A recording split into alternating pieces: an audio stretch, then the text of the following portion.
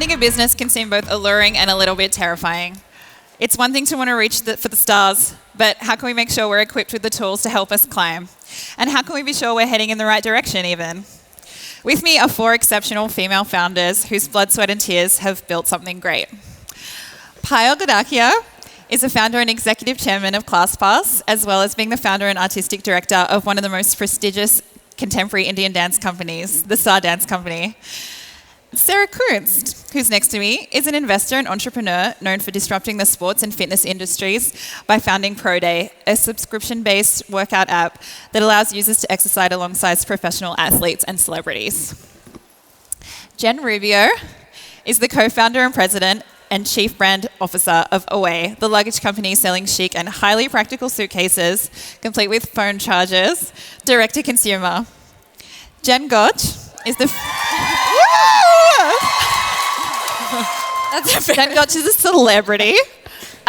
She's the founder and chief creative officer of Band-O, the lifestyle and accessories apparel brand. And she's amassed a huge and loyal following on social media for her candid discussions of mental health. Woo! So everyone on this panel is a powerhouse entrepreneur. The word entrepreneur can be a really glamorous one, and conversations around becoming one tend to overlook the fact that some founders show up with a lot more challenges or more privileges than others. So I'd love to ask each of you to kick it off. What's the one thing you wish people knew about the realities of founding a business? It's hard. It's much harder than it looks, and I think it looks pretty hard. On top of it being that hard, there's not one way to do it, and I think that's like part of what we'll find here today, because even just in us talking beforehand, so I think it's like there's no one secret or one thing, but you definitely, whatever energy and passion you think you have, you probably need like 25 times that to actually make it work. Mm-hmm. Yeah. Jen? I think it's a conception. Even the name of this panel is starting from the bottom. And when you're walking we're like, out, what's and that? we're like, what's the bottom? Like, was the bottom? I mean, I don't think for me the bottom wasn't when we decided to start a business and then 6 months later we had like millions of dollars in funding. Like that certainly like wasn't it. What was the bottom? Like when I dropped out of school because I didn't get into law school. I think so much of what we do before we even decide to start a company like contributes to what happens after you decide. So it's not like you start a company, like there's like a reset button and all of a sudden you work your way up from there. I think a lot of the things, I mean, I know we'll talk about later, like a lot of the things people ask, like, how'd you raise money so quickly? It's like, I built relationships with investors from like 5 other startups that I worked with over like 8 years. Mm-hmm. So it wasn't like an overnight thing. It was just like putting in the work over almost a decade. So I think, I think when you decide to start a business and you're like, I'm going to be an entrepreneur, you have to know that like all of the decisions you made before that are going to contribute to your success. That's a very good point. Yeah. Good job. Yeah. Well, look at that. Yeah. Yes. I'm borrowing one of your hands. I would add, I think, I agree there is no blueprint. So you just have to know that you're going out there and you're going to try things. And I think failure is a part of it. And you have to get comfortable with failure. I don't actually believe in failure because I truly believe failure is really just a data point, and you have to see the opportunity in all the failures that we go through, but you have to just become really comfortable with it. And the first time you fall is kind of hard, and then you're going to fall again and again and again, and you're going to get really good at picking yourself back up. And I think we've probably all been through moments like that. Yeah. I think the interesting thing, like, a few months ago, I was at the gym and a gym instructor was like, oh my God, I've been seeing you here so much. And like, I don't know where this came from, but I just blurted out, yeah, I'm just like really sick of my job right now. What do you do? And I'm like, well, like, she's like, oh, does your boss suck? And I was like, yeah. Yes. And so it's really weird because like, you know when you have a job and you get really excited because you're like, I'm going to leave early on Friday, or I'm going to expense this and my boss won't care. Like you literally still have those urges when you run a company, except you're just screwing yourself. And so it's like a really weird, like radical responsibility thing where like you're the boss and you're the janitor and you're the fundraiser and you're like the everything. And there will still be days where you hate your boss and then you realize it's yourself and it's kind of messed up. Yeah, wow. What I thought about that. JERICO's like, I'm out. Okay, so say you're in the audience and you know you want to really found something great, and you have an inkling of what that might be, or maybe you don't. You just want to know where to start. Like, what should this person know in order to get started? Google. Google I use everything. Google as someone who didn't go to business school and wasn't in the business world, and we actually didn't go in with a plan. Like, we weren't starting a business, we were just like gluing flowers to wire, so it was more just like, this will be fun. But actually just like reading and researching was the best for me, just because I mean, there definitely weren't things like this. When I was thinking about it last time, like, this is so cool. I think we were talking about it actually, like that there are places you can go and immerse yourself and learn and meet other people. But it was, at that time, felt a little alienating because it's like, my dad's a foot doctor. He was like, I don't know what margins are. So I think it's like not being afraid to just like go after the information. It's out there, but you have to be diligent about getting Hungry it. to Yeah. learn. Yeah. Yeah, I'm such a buzzkill, but like, make sure you really want to do it. Yeah. I talk to a lot of people who are like, I want to be a founder, and I'm like, cool. Like, what are you excited about? What are you passionate about? And like, what do you want to start? And they're like, oh, I don't know. I just like want to start a company. Yeah. And like, because it looks really cool. And then like Sophia asks you to like speak at these things, and Yeah. you're like, Yeah. this is what being a founder is, and it's so not. And I think even when I came up with the idea to start Away, I was like, I don't want to sell luggage for the rest of my life. Like, Yeah. that's like not what I want to do. But what was exciting for me about it was like the thought of starting a travel brand and using that brand as a platform to do other creative things and like build a community. Like, that's what keeps me going. And I think if we were just in this to like sell like a bag on wheels, that is not what would have gotten me through like all the really hard things and all of the late nights and like all of like the people problems and all of those things. And I think right now, there is an amazing platform for people who want to be entrepreneurs because like so many people are sharing their stories, but that's not the reason to get into it. Yeah. And also I think a lot of us don't even get into like how hard it really is and like kind of the bad stuff that no one wants to think about. So if you have to really like be into your idea and really believe that you're like uniquely positioned to solve whatever problem you're trying to solve, and that you're not in it just to be a founder. Yeah, I completely agree. I always say, have a mission that you're willing to go to the grave with. Yeah. Because that's sometimes how I know we all think about our We're there. We're at the grave. Yeah. And sorry, but like Yeah. if you weren't willing to work for like if you wouldn't do it as an employee, then don't do it as a founder. Yeah.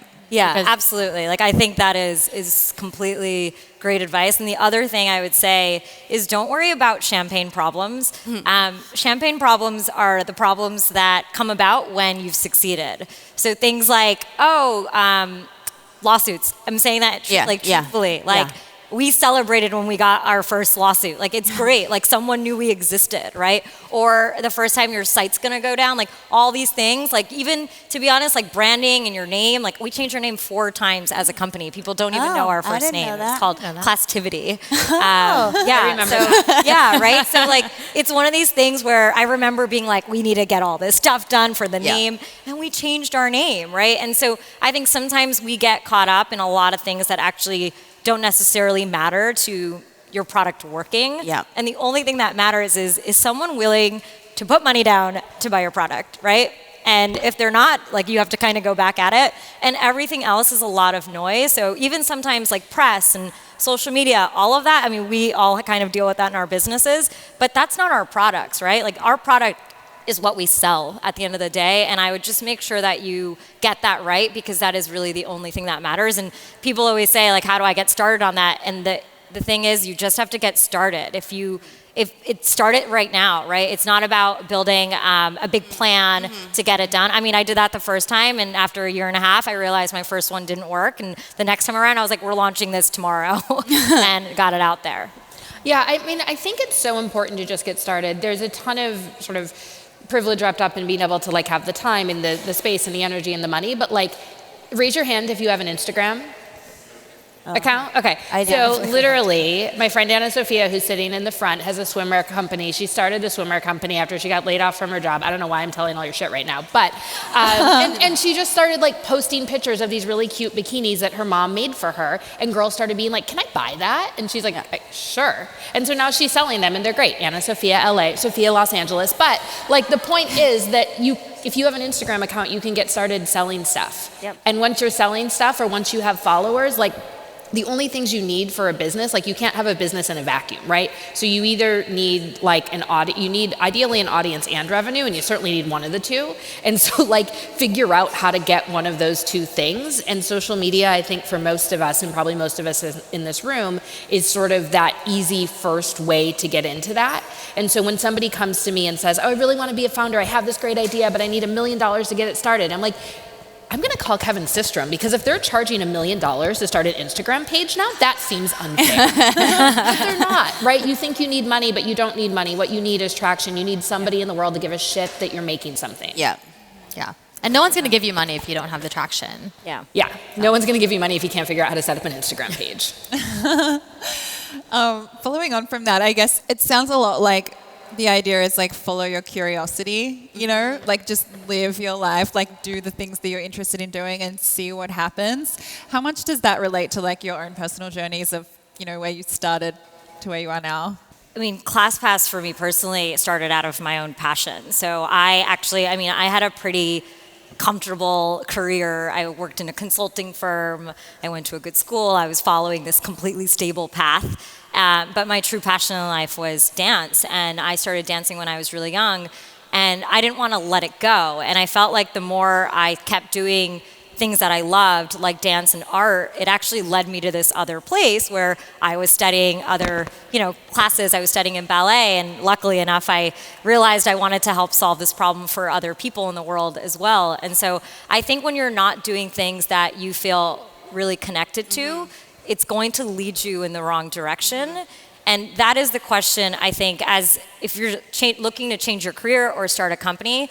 I always say to people, take 2 weeks and just take a second to reflect and make sure that you're spending your time in the way you want to. Everything the noise that's out there, once again, like these people that you might want to meet or be, truly, are those the people that you really want to be? And think about how you're, spending your time, your hobbies, your passions, and make sure you're doing something that you truly love. And I believe the answer lies in there. Yeah, agreed. I mean, although there was no plan and we didn't know what we were doing, and we only just set our intentions for the business like 6 months ago, a lot of it was natural. And I have an annoying amount of natural curiosity. I've been told by people that I ask the questions to, but it is something I encourage a lot because I think it's very connected to constant self-improvement and not just about me personally, but I'm always asking, like, how can we be better as individuals, as a group, as a business? And when I see people that don't have that, I'm just like, I don't know if you should work here because I'm going to bug you about it all the time, and it's like you kind of do have to have that curiosity about what's happening, is this right? And it's like borderline anxiety. Like I can't tell which is driving it, curiosity or anxiety, but either way it's worked. So I kind of just call them by different names at different times. Yeah, I think that totally goes for kind of anyone at any step in their career. I mean, if you look at, I wanted to be a lawyer for like 18 years, since I was 2, which is, I was like the world's lamest kid. And then I went to school for business just because I didn't, long story. But then if you measure success by what you wanted to be like when you were younger, or what you studied in college, or like what the next step was after your first job, like by all of those measures, like I'm a complete failure. But it's just like you have to realize that I just like followed my curiosities, and it wasn't like there's even people that work at Away. Like we have an amazing team. There's like 150 mostly amazing, like mostly women. They're all amazing, and sometimes they'll be like, well, I'm really interested in doing this, but I know like the next step after this job is this, and I'm like, it doesn't matter. It's not like you start your career and there's like, here are the next 5 jobs you have to have. And if that's the way you look at it, you're never going to do what you love. So I think it's, probably a lot of us were raised to believe that there's like one path, or also that when you start a career that it's like, whatever that stupid metaphor is, like climbing up the ladder. Yeah. But like it looks like this. It's not like step by step. Yeah. Yeah, I mean, you know when you have like a friend and she goes out with a guy or a girl from Bumble, and then they're like, yeah, like they're like a lawyer and they're really nice, and then I figured like we would like get engaged and then we'd have the wedding here and then we'll have like 3 kids and they'll go to this school, and you're like, do you like them? And you're like, well, I mean, I don't know, like he did do this asshole thing, and it's like, no, like getting what it looks like you want doesn't work if you don't like who you are or who you're with while you do it. And it's the same in career as in dating. Yeah. Like there's so many, half the people who start startups are like burnt out bankers or management consultants or lawyers who are like, yeah, I could have been really successful except for the part where I literally hated every moment of my life. But P.S., the same thing can happen when you start a company. Like the worst thing that can happen to you is if you start a company, you're not that passionate about it and it does well, because then you're stuck in a company you're not passionate about that's doing really well. And it's like, you really can't just leave. And so I think like just being super, super intentional about, do I like this? Like Marie Kondo your life. Does this bring me joy? Right. And if it does, like maybe chase it down. Like I'm super curious about everything, but I have to sort of like, I'll find a space and I'll be like, oh my God, you could build such a huge company in this space. Except I personally do not like this space. So then you let it go. Yeah. Well, I also think though, like not liking, because there have definitely been days, especially over the last few years when we had more growth, that I was like, I fucking hate it here. And like, I'm the type of person that would be like, I'll just leave. You won't find me. I'll go into like witness protection and I'll never come back here. But that's not the answer. And so what's nice too is like, just because you're unhappy doesn't mean that you can't tweak a few things and like create the position, the job, your trajectory that's gonna be right for you. Like you're actually in control of that, and you don't have to be a victim to circumstances or to your own mind that where you're just saying like, I'm miserable, so I want to do something drastically different. Like sometimes it's like, I'm just gonna not go to these meetings and I'm gonna do this with that hour, and then I feel 100 times better, you know. And I think sometimes when I was younger, for sure, I was just like, I mean, I left, there were definitely calls from like managers at Z Gallery that's like, your locker's empty, are you coming back from lunch? I was like, oh no, I'm not ever coming back, I hate it there. So I learned that you can't have that. So there's an in-between too, yeah. Amazing. So kind of related, kind of not. What about the idea of balance? Like you found something that's like very personal to you and it brings you joy and you're doing it. Is a work-life balance ever then something you can actually even expect? I think the idea of balance implies that there is like that one thing that you're doing is only negative or positive, and that you have to balance it out with something else, when it's like work is like a super dynamic thing, and I'm like, sometimes I'm obsessed with it and that's all I want to do and that's how I want to fill my time. So I'm not going to like let people make me feel bad because I'm working all the time, because that is how I'm enjoying spending all my days. Yeah. Sometimes it's not like that. And I'm like, I'm just going to do whatever I need to do today, whatever is mission critical for the business, and then do other things that make me happy. And I think I think when people talk about work-life balance, they're like, well, you have to balance work with something else because like work is bad for you, or work is like taking too much out of you or not adding enough. And it's like, no, like work like gives me life. Yeah. Very And fulfilling. sometimes it does and sometimes it doesn't. And I think it's the same thing with like personal relationships. I mean, I love my girlfriends. Sometimes I just like can't, you know? And I think it's about knowing what feels good for you, and knowing that will change all the time. And if you go into it thinking, I have to dedicate this % of my life to work and this % of my life to like home and relationship, like that's never gonna happen. So it's about just like being in tune with what you want.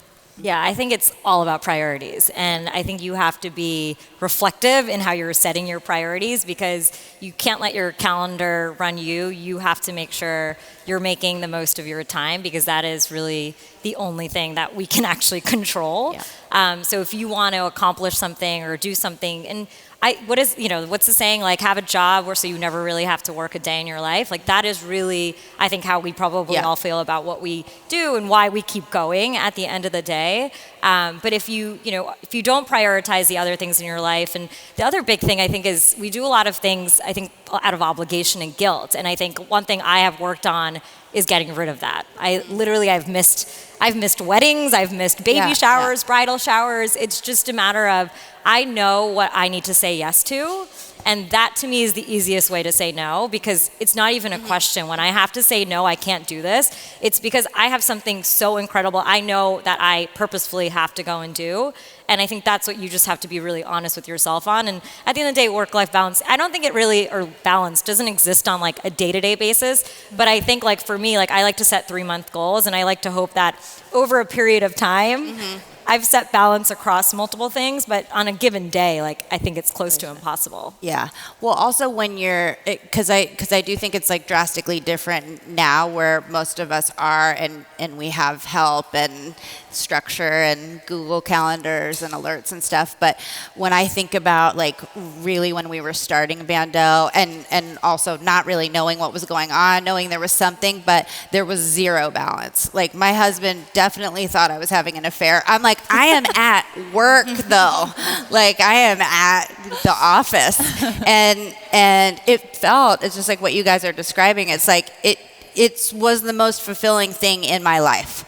More than my marriage, more than my friendships, more than anything. It was top priority.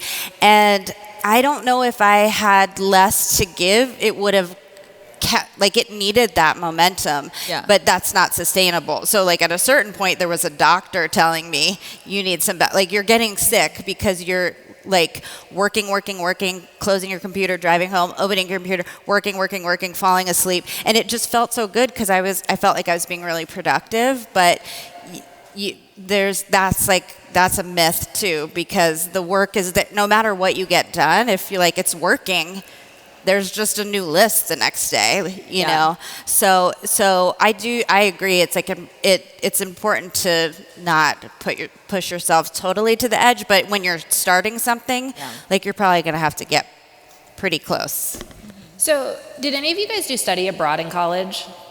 So you like decide that you're going to take a semester and you're going to like not hang out with your boyfriend or your sorority sisters or like, you know, whatever, go home for Thanksgiving. You're going to go to Spain and like get really drunk at that shop bar in Barcelona, right? Like whatever. So you go do that. And I think that work-life balance is sort of like that. Like you choose, I'm not going to be at your birthday party. I'm not going to be at, you know, this mixer. I'm not going to do anything at College Town, USA because I'm going to be in Barcelona or Asia or whatever semester at sea, right? And so I think that when you start a company, or I think work-life balance is sort of like that. Some semesters, you go to semester at sea. Yeah. Some semesters, you take one class and all you do is go to happy hour. And that's okay too. You know? And so I think that like, if you look at it like that, it becomes okay because there's time to do other things. Like now if I meet like two awesome women at a dinner party and one of them is a founder with a venture-backed startup or an investor or something else that's super in my world, and the other one is like completely lovely and amazing but like lives in Silver Lake and is like a pastry chef, I know that realistically I'm probably going to put more energy into that friendship where they're already going to be in my world so we can actually be friends. Like I don't know if Jen and I have hung out on purpose, not like backstage at something like this or not at a startup dinner in like literally maybe ever. Definitely not since we've both started companies. Yeah. Okay, like we used to have time to have happy hour. Like that doesn't exist. But that's fine because we can see each other a lot at these things. And so I think that it's partially like, obviously don't go get rid of your old friends because they don't have startups, but like when you start to think about like how do you make everything fit, I do think it's okay to say, I know I want female friends and I know I don't have a ton of time for baby showers and whatever else. So if I can find female friends who I'm already going to see while I'm doing my work, hey, that's awesome. Yeah. You know? And so I think you can be a little bit strategic about that balance and know what you want and like make it fit in. Or people love to do like walking meetings. I'm sure this lady loves to do a workout meeting. Exactly. And then you could actually get everything in.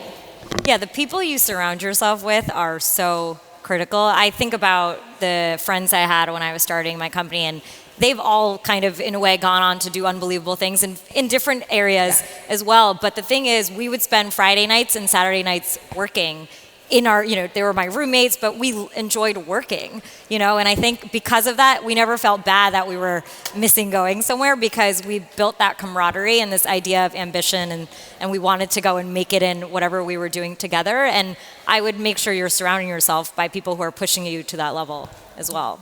That's great. There's also that premise, right, that like people who are balanced like have it all. And like I was with someone the other day and they were talking about someone else and they're like, she like takes her kids to school and she cooks and she has a company and she does this and she volunteers. Like she has it all. But like I don't want it all. Like I don't like to cook. I want someone. I like someone bringing food to my apartment. I think it's just like if you get out of that notion that you have to have certain things, then balance becomes a lot easier. Yeah, it's all relative, hey? Yeah. So, okay, let's talk about money. Say you just don't have any, you're broke, you don't have rich parents. Like, where can people start scraping money together? Like, in you guys' experience, like, how does that work? Sarah, I know you've said, like, if you have a friend with a Birkin, you have an investor, potentially. Yeah, it's like the Birkin money, right? So I don't even know if people still buy Birkins anymore, but that's a separate conversation. But I do think that like, if you want to start a company, one, like, we were talking about earlier, like show some traction, have your Instagram page, start making sales, start doing whatever it is to show that like this is something people actually are going to want to buy or something that you can build. And then if it is something that like read a lot, do a lot of research, understand what makes a company venture backable if you want to raise money, and then like kind of perform to that, right? Like put the deck together, like make it a company that can be backed, and then go apply to a bunch of accelerators. I can't tell you how many times I talk to founders who are like, I think I'm too advanced for an accelerator. I'm like, but you need money. And they're like, yeah. And I'm like, it is money. And they're like, yeah. And I'm like, okay. Like, what am I missing here, right? Like, if you need money, go get money. Accelerators are really easy places to do it. And then also your friends, right? So think back through everybody you know who can buy a Birkin, who has a Tesla, whatever it is. Go find your rich friends. Go find, like, if your college roommate's uncle was the CEO of whatever, like, you need to get on the phone with that person and be like, hey, I'm going to send you an email. Can you forward it to your uncle because I'm raising money? And you have to be shameless about that because no one's going to show up. Like, these women have raised far more money than I have. No one's going to show up with a bushel basket of $1 million for you. You have to go out there and hustle for it, even when it's somebody you actually already know. You have to ask for it and get really comfortable, like looking at somebody and being like, so yeah, that's my company and I'd love for you to invest. Yeah. And then you literally just pause until they're like, fuck, okay. What's the minimum? And then you're like, well, how much do you normally invest? That sounds great. I'll send you the wire today. And then like maybe you'll get money. I don't know. Yeah, you have to get really comfortable with it. When my co-founder and I were raising our seed round a few years ago, I remember like being super stressed because I was like, oh, I don't like asking people for money. And she was like, no. She had just gotten out of business school and she was like my super logical savior at the time. And she was like, we're not asking anyone for money. We are giving them the opportunity to make a ton of money by investing in our business, which like in hindsight we totally were.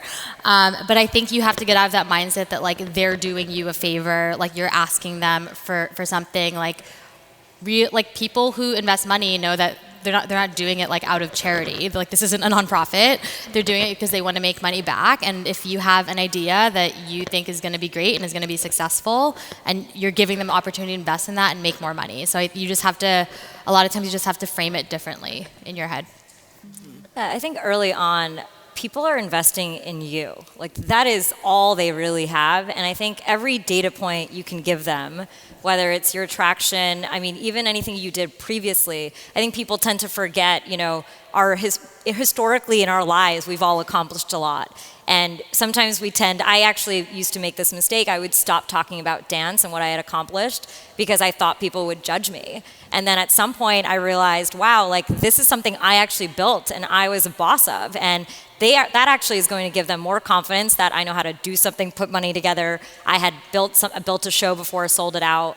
And I think we have to learn to sell ourselves, right? So I think the number one thing you have to do at that point is make sure that they love you and they see your magic, right? Because you don't have a product at that point, most likely, right? Like you're still trying to get, your first hire at that point, right? And I think, also it's important to sort of have your own finances and your own sort of ability to do the company and sort of run it on a day-to-day basis in a good place, and not be in a place where, make sure your livelihood works to how you're going to build your company, right? So you can't be living in a lavish place. Like you just need to know what trade-offs you need to make to bootstrap, right? Like I lived in a small apartment when I first started my company, right? Like you just have to be cautious on how you spend money, because all the money you have needs to go towards this thing. And this comes down to everything, I think, where we all started. And you just have to get really conscious about those things, every cost. And that's only going to help you run your business even better if you can do it for your own personal life. And I think that is something we all need to just get better at, right? Like we need to all know every dollar that we're spending, and make sure you're setting your life up so you're not worrying about money when you're starting to build your company, because you have other problems to solve that are going to trump thinking about like, oh my God, I can't, hopefully you're not at a place where you're like, oh my God, I can't get food or I can't go out to dinner. You want to be in a place where you've kind of put that decision to bed. Yeah. My experience was different. I like to think of Nordstrom as our first investor, because I was working on a Nordstrom photo shoot and had $300 extra in the budget. So I went and bought some ribbon and flour and then started making stuff and selling it. And honestly, having no context and not, because it's like, we weren't thinking of it as being business people or entrepreneurs, so there wasn't even like this idea of like creating a plan and asking for money. It was like, do you have $300? And like we each put in a little bit to get it going, and it was very slow. I mean, the beauty of having a plan and getting people to invest in your ideas, not give you money, but yeah, they're investing because they believe in that, is it can go a little bit faster, which is a lot of what you see. But when you're doing it the other way, it's slow as shit. I was like, I remember when we were doing one-of-a-kind pieces, we like sold out the first day we launched, and I called my agent. I was working as a photographer at the time, and I was like, you can go ahead and take me off the books. I'm going to be like a fucking millionaire by the end of this week. And we crunched the numbers, and I was like, we might have like $400 at the end of the week. So I called her back, and I was like, I will actually still take jobs. And so still to this point, we had an angel investor for $40,000 that I was like, yes, now we're rich, because we had to fill an anthropology order. So it was a little bit different, and it's frustrating, and sometimes it's hard for me now because I'm like, oh my God, this took so long to get where we are, because it was just like grit. Not to say, I mean, everyone because there's a whole other set of responsibilities and accountability when you're working with much more than $40,000. So that with my level of anxiety, that wasn't going to work for me. But then we sold the business, and definitely more than money got structure and like someone to show you, this is how you manufacture, and this is what a line sheet looks like. And so, although they didn't really like inject a ton of money in, they gave us support, and so it's been a different growth for us. But I think it's important to know that there are lots of different ways to do it, and sometimes I'm like, oh, I wish we could just have, like, there's so much we want to do, and we actually have to just like choose one. Yeah. But it also I feel like it's a little bit less pressure for me to, and it has worked for me. But there's lots of ways really at the end, and I think like the commonality is like we just wanted really bad to do something. And so whether that's going to mean putting yourself in a super vulnerable place of like taking on, not just because with investors, it's like that's a very personal relationship that you're going to have, or if you're going to do it in lots of other ways. But I think the through line is like, we just wanted something to happen. So whatever that is, it's lots of different ways to do it. So. Yeah. This is a little bit of a tangent. I think fundraising aside and funding our businesses, like you guys brought up really good points around vulnerability and also being comfortable talking about money. Yeah. And I think it's like so crucial. Like you have to know where your money is going. You can't just look at people. You might have people who are like at the same job level as you or at the same place in their company, and you're like, how are they wearing those clothes? Yeah. Or like, how are they going out to that dinner? And Yeah. you don't know that like their investors like to take them out to dinners a lot, or like their boyfriend works in the kitchen, or their roommate works at Gucci and has a really nice employee discount. Or like, I think also when you start being comfortable talking about money, you get more comfortable like thinking about investing or asking for raises, or I don't know. I just think it's like Yeah. it's like a topic that no one wants to talk about unless it's something super glamorous. Like, how would you raise $30 million? Yeah. But it's Don't like, do that. I think it's like little, if you get comfortable talking and thinking about money on a day-to-day basis, like it sets you up for so much success in life. Yeah, my favorite skill I've picked up from being an investor is that I can go up to anybody and be like, well, that's nice. So how much money do you make? And then your apartment, so was that, did you have an earlier liquidity event? Or, was that like a family gift? Because when you're raising money for, I mean, like I wouldn't, like, I'm really fun on dates, but when you're raising money, right, you have to be able to have that conversation, right? Or I'll talk to founders and they'll be like, well, I want to do X, Y, Z. I'm like, can you afford to do that? And they're like, well, I think so. I'm like, how? Where's the money going to come from? Like, do you have a rich uncle or a rich boyfriend? Are you the rich boyfriend? Like, how is this going to work? And I don't care. Like, I'm not attached to the outcome. I'm not going to judge you on it. I'm just trying to like understand how you can do what you want to do in the world based on the fact that like we live in a fiat economy and you have to pay money for shit. So getting comfortable as soon as you can, to your point, talking about money and starting with your own money, like is really, really, really important. And like, do you guys use mint.com? MINT? Like everybody should be on Mint. Somebody's like waving. They're so excited about Mint. Do you work there? What's going on? But it's like, just like even something like that, just pay attention to like where you're spending and what you're not spending on. Like if you still have like a subscription box that you haven't used in 6 months, like cancel that shit. Yeah. Like open up your credit card, and if like you have random late fees and stuff, like I used to have an assistant who had a Southern accent, so she had to call everybody about my late fees for everything, because she's like, hi, we're so sorry. And then we get them refunded, and that's like $200 a month because I'm terrible at paying bills. So like, just get really comfortable and talk to your friends about how much money they make. Like, it doesn't matter how much money they have, but talk to them about their salaries, because then that's how you're going to get more money. Because like, silence, this is like going way on a tangent, silence always benefits the oppressor, not the oppressed, right? And we, all of us here, we're women, so we're a little bit oppressed, and so you have to be able to like have those conversations so you know what's going on, especially with your guy friends, because the guys will be getting deals that you didn't even know existed. And that's true if you're running companies, that's true if you're, a line cook at KFC, which is what I used to do. Like, the guys will be getting deals you don't know about, and once you know that, you can go to your boss and say, funny thing, it looks like I'm entitled to a 40% raise. And you can, knowledge is power, especially around money, and you have to start with your own. To add to that, and I think this is such an important thing, as women, we need to build massive companies. Not small companies, massive companies. And being somebody in tech, I think it's so important to realize the scale tech can do for any of our companies. When I started, I was like, I'm going to build a company like OpenTable. And then I was like, no, I want to build the next Amazon. I want to build a multi-billion-dollar company, right? And that is what we all need to be saying to ourselves. And you need to paint that vision to these investors, right? It can't just be like, I'm starting here. It needs to be like, okay, I'm going to, even for us, we're in the boutique fitness space. No, I want to be the destination for all your free time. Now that is a lot of verticals, a lot of categories, right? And so what you guys all have to do is when you're starting your companies, think about one vertical you might be in, but think about how you're scaling that so you're building a platform business, because we need more females who are CEOs, exits of these multi-billion-dollar companies, right? Yeah.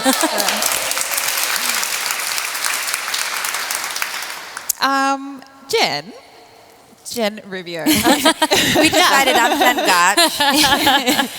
So you've done a lot of like branding and marketing work.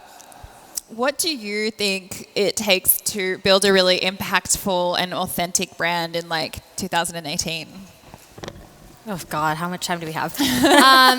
I think a lot of people talk about the Away brand, and it goes back to what I was saying earlier. Like, I wasn't in this to like sell a bunch of luggage.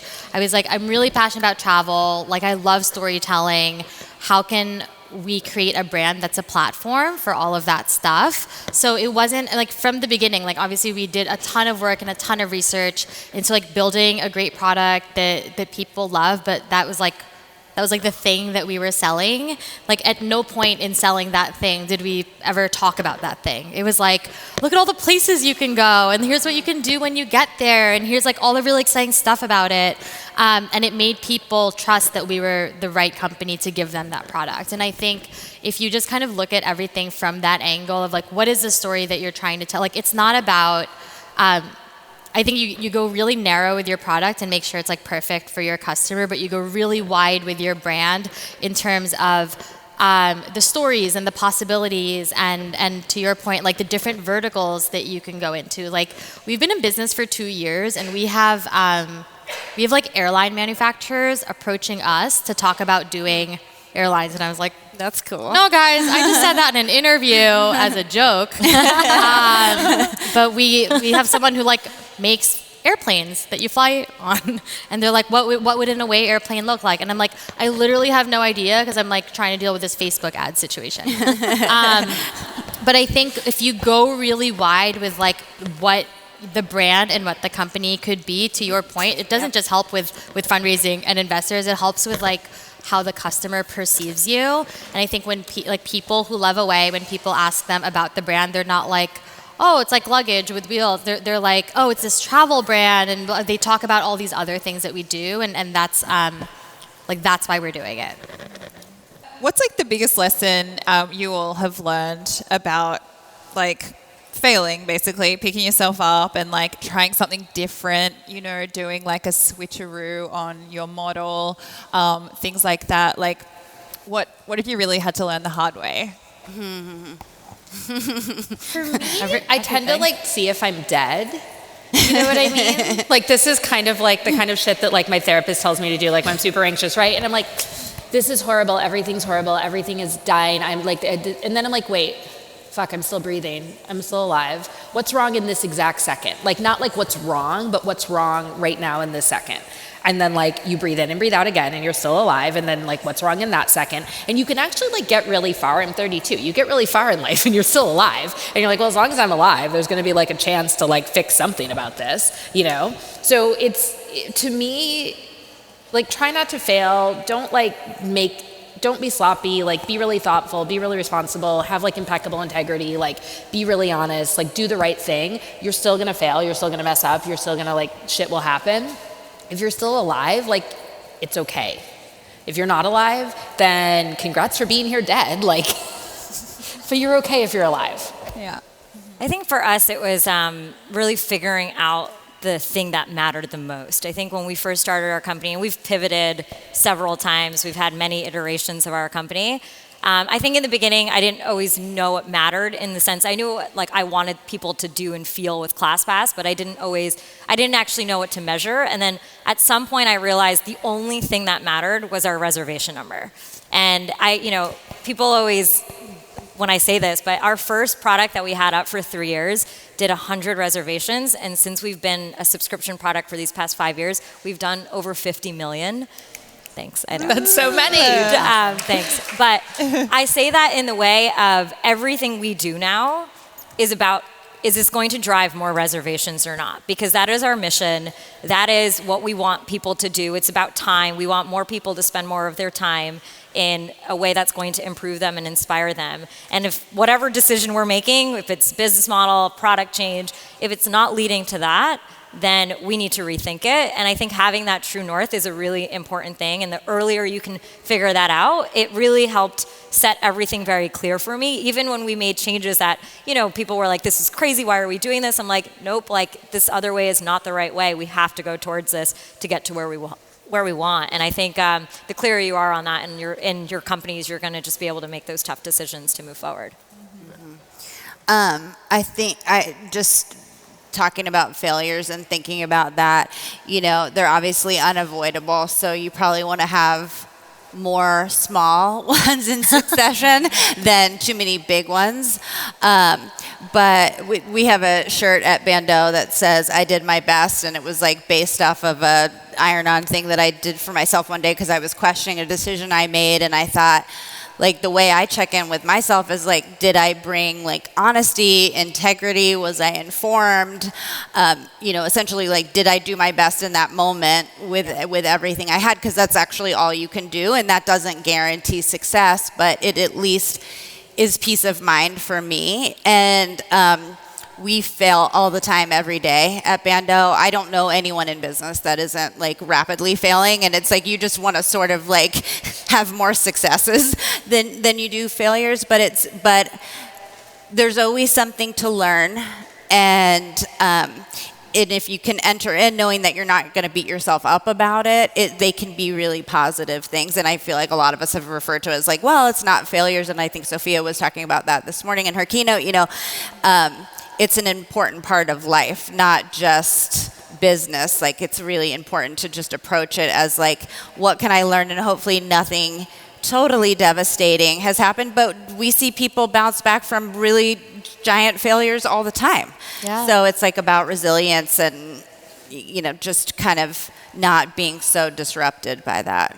At least that's what's worked for us. Yeah, I mean, I think so many, it's so easy for people to be like up on stage to be like, embrace failure. Yeah. And like learn from It's it. annoying. But it's so annoying. Yeah. And I do it all the time. Yeah, me too. But I think you have to realize, especially like if you're in a job right now and you work for someone, it's like a muscle that you have to exercise. Yeah. I have literally emotionally and physically trained myself to move on from failure. Like, actually, when we were raising our last round, I don't even remember this, but I'm just like so accustomed to like bad things happening and brushing them off. But I walked into the room and literally fell on my face, and apparently just stood up, and then they gave us $20 million.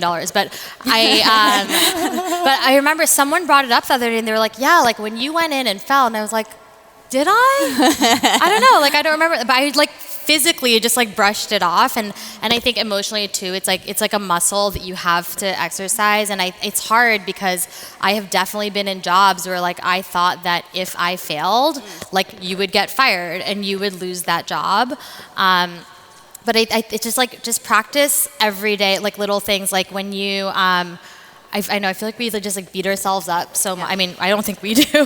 Yeah. But I used to just like beat myself up so much. Like I'd miss like a workout and I'd be like, oh, and be so bummed out for a day. And I think you really have to train yourself. And I think the more that you can get over those little things, the more equipped you are to deal with kind of the medium to big size failures. Well, and I think the point you make too about it's not just for like founders and C-level executives. It's like at any point.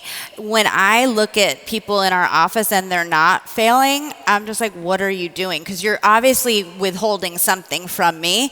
Like you're either not like putting yourself out there, you're not testing ideas that you're not sure of, or you're not working because like you'd have to screw up. But yeah, and there's no room for that. I feel like especially with like female run businesses, because I just think we're just better at that. Sorry guys. And so it is something to think about even on like a micro level, and to know that if you have a boss and you're not doing anything wrong, they're probably wondering what you're up to, because that's when I get most suspicious of people. I'm like, what's going on over there? Yeah. I've only seen wins. That's all really great advice. I think we might be taking questions. If there's like a microphone around, we'll just need a mic. In the meantime, I'm going to keep asking questions on the stage. Hi. Thank you so much. You've talked a lot about getting the company started and challenges that you've run into, but what do you do and what resources do you use to continue to learn throughout your success? I think mentors are unbelievably important. I think the people who we probably started our companies with their advice are people we still probably go to on days where we're like, oh my God, I feel like I don't know what I'm doing, or the world's going to fall apart. I think those mentors become, so important. And I actually think those mentors change. I think as ClassPass has grown and I've met new people and amazing women that I've been able to look up to and had the ability to get to know them and get their advice, I think that's also been a really great way to learn. And I think the fact that there are obviously more even just females in the industry now, that we all, when we were backstage chatting about life and our businesses, and just having that sort of camaraderie to be able to learn from each other is really important. Peers and alcohol. Yeah. Though, it's like, because I definitely felt, there was a time where I felt alone because I didn't actually have friends that had started companies or that were in business at all, because I came out of a creative freelance field. So, but once I started meeting people, and a lot of it was at conferences like this where, you just get to talking and then someone will just sort of slip for a second and say something fucked up that happened at work. I'm like, wait, that happened to me too. Wait, what did you do? Yeah. And then now I feel like you just have confidence in it, and it doesn't, when my friends tell me now something that's gone wrong for them, I'm not like, ugh, they're so weak. I'm just like, I feel so much better because I'm like, yes, that definitely, if it didn't happen to me, it definitely will happen. So I think like getting people to put their guard down, that's why I say alcohol. You don't need it, but it helps. Has been really, because I was always scared of mentors. I'm like, I don't know where to find that. It was never coming to me. And so I just tried to find people that might have similar experiences and then got them to be honest about what those experiences were. The best way, actually, though, I'm sure for all of us to learn is probably just doing it. I'm Yeah. sure Oh, that yeah. was- Good. There's really Good call. nothing Good that call. trumps like the fact that you have to be your CMO one day, your COO the next, and it's just, there's nothing really that trumps that. And I think allowing yourself, back to what we were talking about, failure, all of that, allowing yourself to just sort of learn on the go and just do it. And have the confidence to persevere probably got us through a lot of what we had to, and we learned a ton along the way. I will say the more vulnerable you are and the more you ask for help, the more help you'll get. Yeah. I think in the beginning I was like, no, I have to pretend like I know everything. And now we have like executives that work at Away who have decades of experience, and they'll ask me like what my point of view on something is. And I'm like, what does that stand for? Like, I have no idea. And then I'll get like a whole lesson in it. Yeah. But I think also too, realizing that like, if you don't have mentors, if you don't have like peers who are doing the same thing, if you have no friends, like there are some good resources out there. I'm gonna give a shout out to like First Round Capital has like a really amazing blog, and they didn't invest in us, they passed, but they have like all their founders and entrepreneurs like talk about what worked for them, and their blog posts are really great.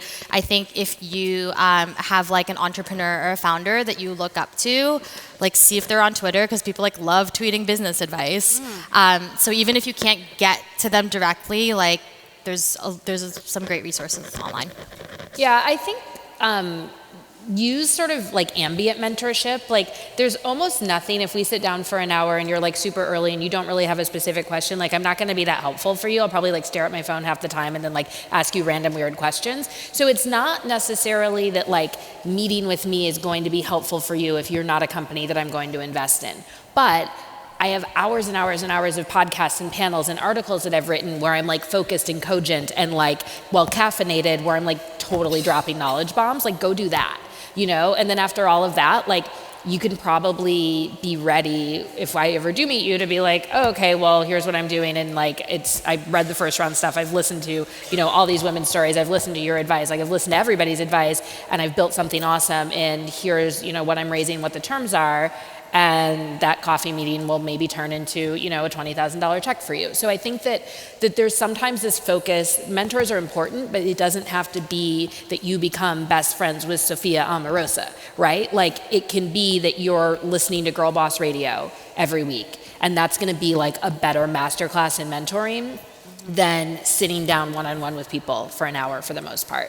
And so like do all of those things. And sometimes I think that also goes back to the thing of like, well, I want to like seem like a founder. Like I was speaking on a panel recently and a woman was like, how do I network with other female founders? I'm like, and you could tell she meant like the people on the panel. And I'm like, well, what about the people in the audience with you? You guys have been sitting here. Like how many of you guys today have met somebody sitting by you? Okay, good. Every hand by the end of the day should go up. Like if any of you tweet at me and you're like, I'm trying to network with other female founders. I saw you at Girlboss. I'm going to be like, the room is full of female founders. Like these are your people to network with and like peer mentor. And then like, yeah, shout us out on Twitter. And sometimes we're helpful. And sometimes you're going to be like, oh my God, they're so old. They do not understand the newest thing. And we're not going to be that helpful. One more question?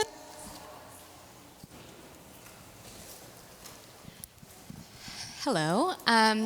My question is, well, I'm asking for advice on how to get a really good elevator pitch.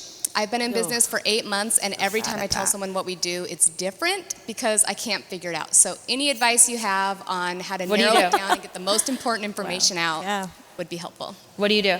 I gotta opt out. Well, guys. No pressure.